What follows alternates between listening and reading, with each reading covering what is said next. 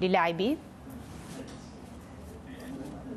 رغد سؤال يعني جوهري وفي محله بصراحة لريال مدريد، لأنه نحن حكينا عن موضوع الجينات وحكينا عن موضوع أنه اللاعبين بس يسمعوا موسيقى دوري الأبطال بيتغيروا، ولكن الحكاية القصة مختلفة بريال مدريد. ريال مدريد شركة رغد، شركة كرة القدم في ريال مدريد. يعني أول شيء خلينا نبلش أنه عندنا رئيس نادي برتبة أسطورة، يعني فلورنتينو بيريز. ما عم نحكي عن رئيس نادي عادي، صحيح بالفترة الأولى بالألفية الأولى أول ما استلم النادي كرجل أعمال كانت خبرته بكرة القدم قليلة، ولكن عم نحكي عن رجل هلأ مخضرم في الإدارة وفي كرة القدم.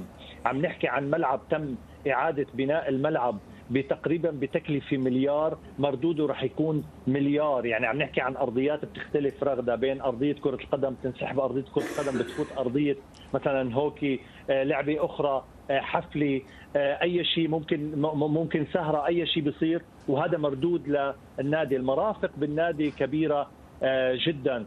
فعمليا عم نحكي حتى عن لاعبين فلورنتينو بيريز تعاقد معهم بقيمه سوقيه لا تتجاوز ال 400 مليون. الان رغده اذا بدنا نسوق لاعبين ريال مدريد عم نحكي عن مليار. فعمليا التركيبه كامله في ريال مدريد. طيب ميلاد، خليني